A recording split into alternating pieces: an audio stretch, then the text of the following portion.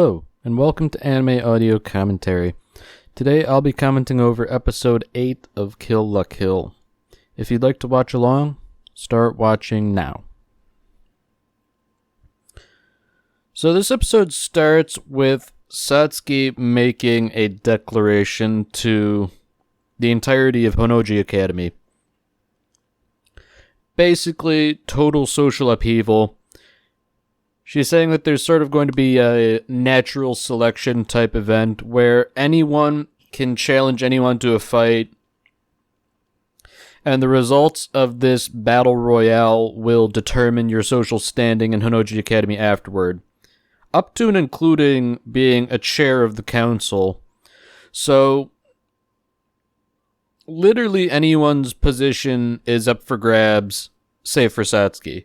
So if you work hard enough, you can become one of the council chairs. If you fail to work hard enough, you can be demoted to no star. So it seems to me that based off of what we know from the previous episode, this is sort of in line with Satsuki's plan to sort of prune the weak from Honnoji Academy.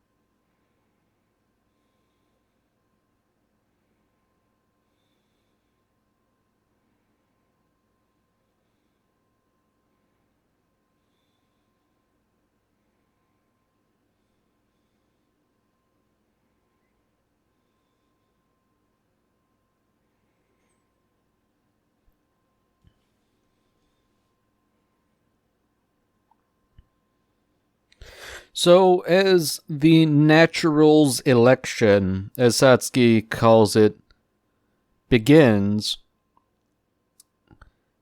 Satsuki is sort of hiding out in, I guess, her quarters, which are now shielded by life fibers that are rotating at a high frequency. So this sort of foils what Ryuko thought might happen, which was an opportunity to fight Satsuki.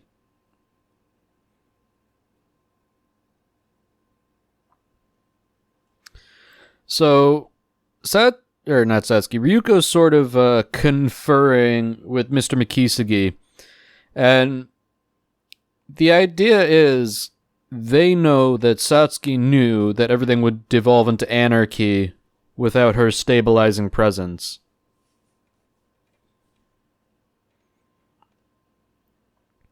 So while all the fighting is going on, the four council chairs are very sanguine about the whole thing. Jakuzure is under the impression that, this is perfectly normal behavior for Satsuki to build something, tear it down, and then build it back up better.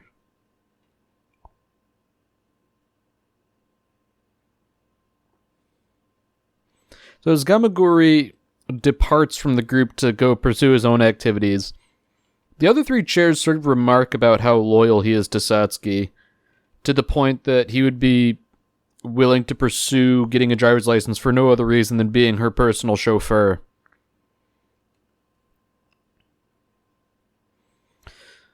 As the fighting goes on, it seems like it's really not being contained entirely within the boundary of Honnoji Academy. It seems like it's I guess, affecting the entirety of the surrounding city.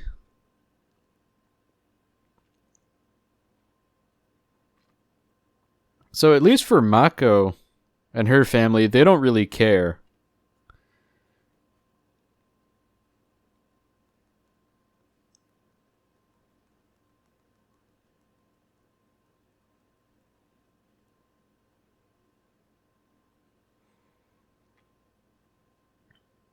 So the Mankancho family's attitude is sort of that, there's no sense in getting into the thick of the fighting right now. It would be better to just sort of wait for everybody to tire themselves out so they can sort of sweep things in the end.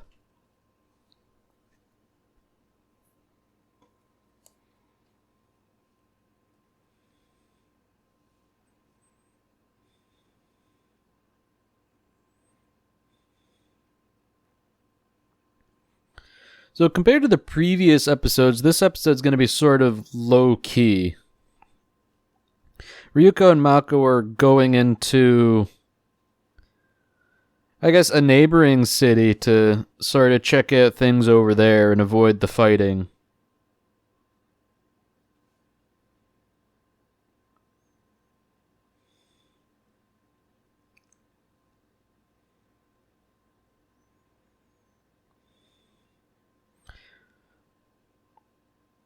So on the way there, they sort of stop by Ryuko's old home.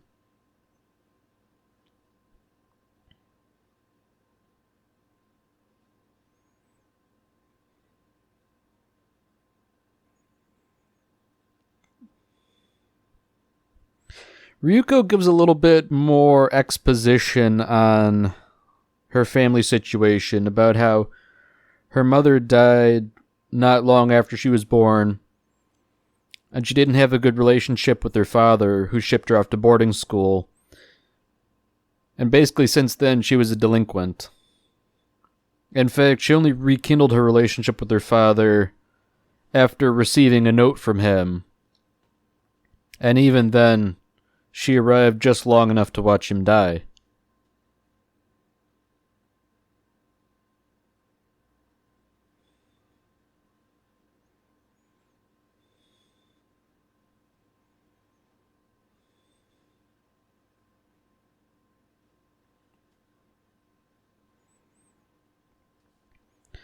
So it was Dr. Matoi. He just told her, find the person with the other half of the scissors, but a cruel fate awaits you. And Ryuko, being impetuous as she is, she started chasing after the other half of the scissor blade, which she got a glimpse of. But in doing so, she neglected to hear the rest of what Dr. Matoi had to tell her. Most likely to her detriment. At this point, we can only speculate on what kind of bombshells he would have dropped.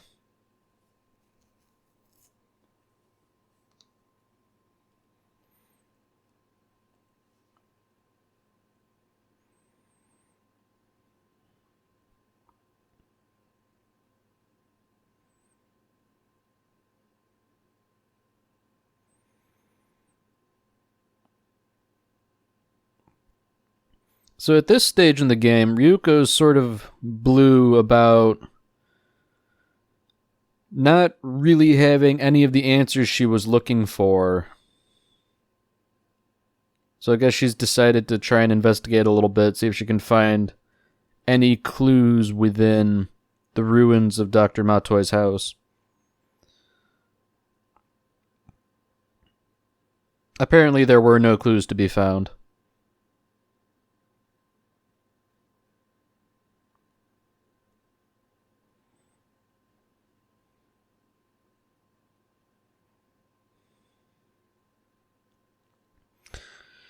So, on their way back to Honnouji Academy, unfortunately their scooter runs out of fuel, so they're forced to walk the rest of the way.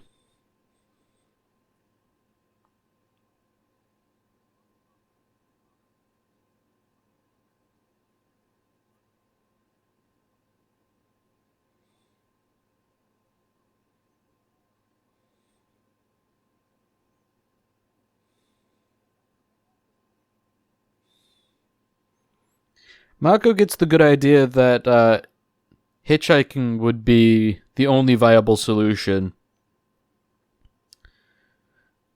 To everyone's surprise, they managed to flag down Gamaguri, who was driving.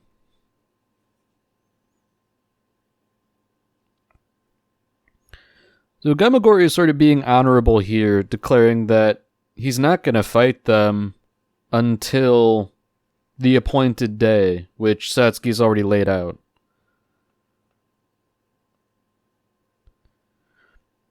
And furthermore, he's very resolute about how his position as the disciplinary committee chair obligates him to help students in need off campus.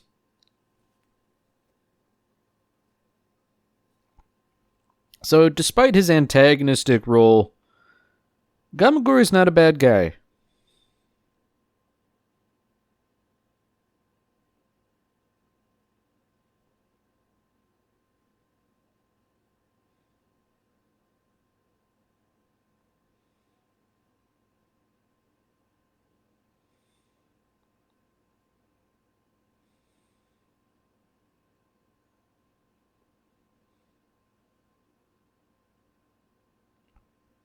So while Gamaguri's driving Ryuko and Mako back, he is displeased by some of the other students failing to follow the rules of the road. And when they open fire, it becomes clear that they are here to take part in the free-for-all.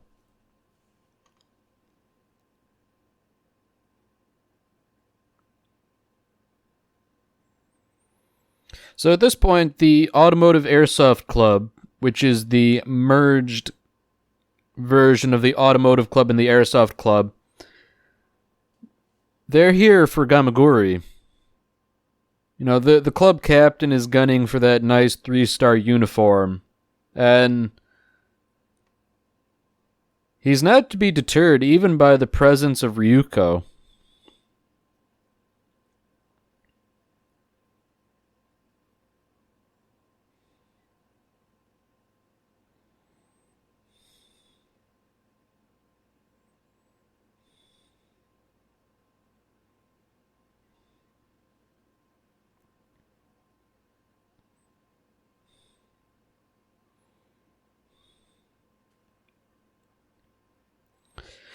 So, for reasons unknown, Gamaguri was determined to outdrive them, much to the detriment of the group overall. So now they're squarely cornered by the Automotive Airsoft Club. Ryuko's preparing to fight, but notably Gamaguri tells her to stand down because it's his fight.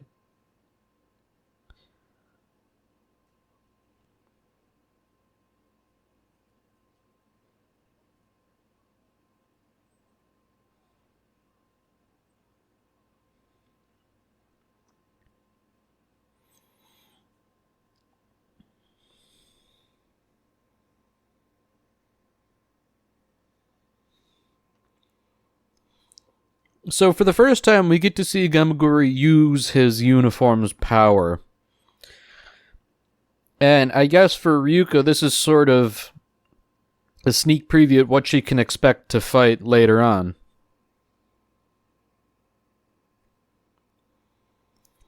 And at this point, the only thing we really know about his so-called shackle regalia is that it's incredibly durable.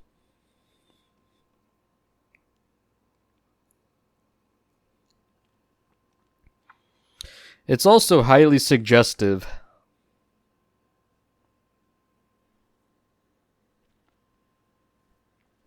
So just like before with Sanagayama, we now have a flashback of Gamaguri in his past prior to meeting Satsuki. So back at his old school, the situation seems to be that a bunch of students are trying to politely suggest that a fellow student commit not alive. And even back then, Gamaguri was, I guess, a sort of disciplinary chair or an authority among students otherwise. But the issue here is that the kids misbehaving are the children of very rich, powerful, and influential figures, so they can kind of get away with whatever they want. So, despite Gamagori nominally being an authority, he really doesn't have any power here.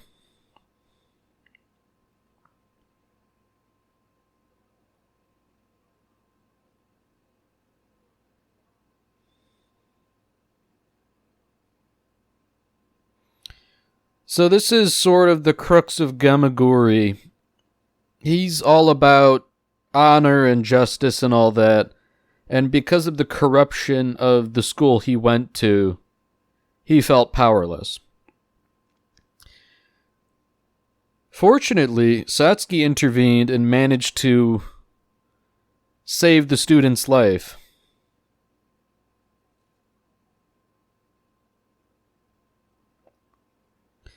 But Satsuki didn't just stop there. She also bought out the companies of the parents of these bratty kids, sort of, I guess, giving them a taste of their own medicine by buying out the companies and firing their parents.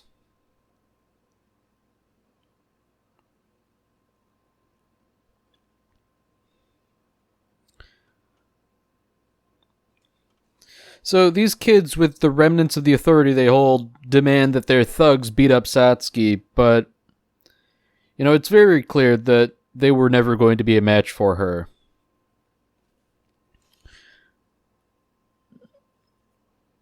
So Satsuki, having bested their thugs, now declares that she is in charge. Gamagori is initially distrustful. It occurs to him that Satsuki, now being in charge of the school, would just be trading one tyrant for another. So he is not content to bend the knee to her just yet.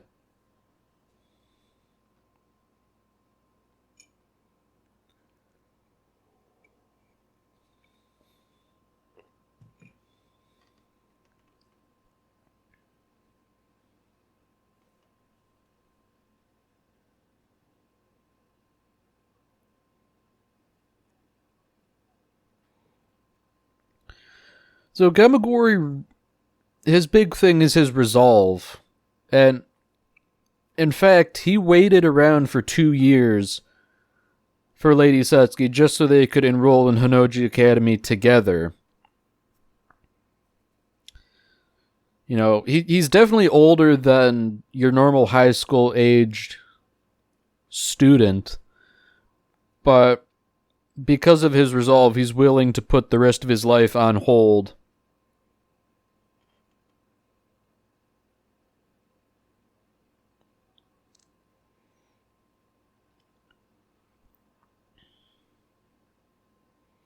So in one fell swoop, he manages to wipe out the Automotive Airsoft Club.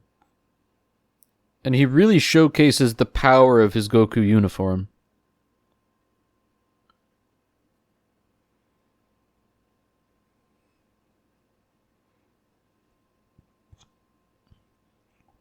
So after all the conflict, Gamagori is still acting out of concern for Ryuko and Mako, and he tells them, be safe, drive safely, don't talk to strangers, and then, I'll beat you up at the sudden death runoff election.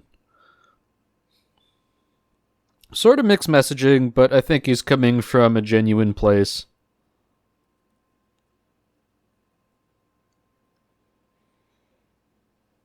So after however many days Satsuki prescribed for conflict, the sudden death runoff will now occur.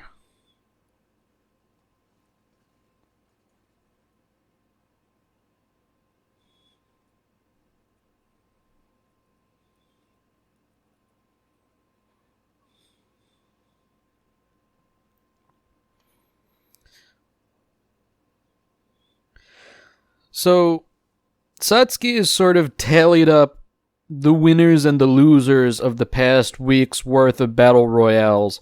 So everyone will now be ranked on their performance, so to speak. And then after that, there's the sudden death to determine who the new hierarchy, or rather those at the top of hierarchy, will be. So Ryuko gets the impression that Satsuki's not quite playing fair here, since the existing student council members are favored.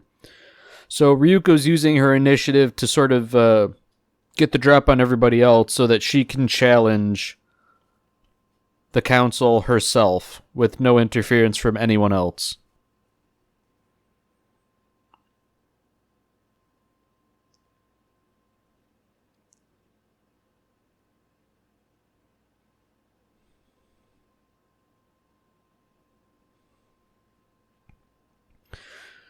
So, interestingly, the Elite Four petition Satsuki. They each want their own separate shot at fighting Ryuko.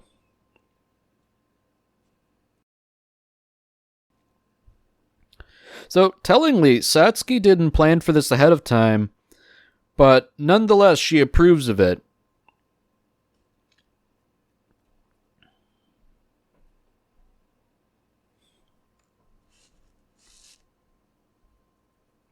So rather than a 5-way melee determining the hierarchy of things to come, it will instead be one-on-one fights between Ryuko and each individual member of the Elite Four. Additionally, Satsuki promises that if Ryuko wins, she'll tell Ryuko all she knows about Dr. Matoe's death. So at this point, we don't really know if Satsuki does in fact know anything. She might just be saying that to goad Ryuko into reckless action, but at this point Ryuko doesn't have any other option than to, I guess, beat everyone up. So, true to his word, Gamagori is here to beat Ryuko on the sudden death runoff, and as it turns out, he's the first member of the Elite Four to fight her.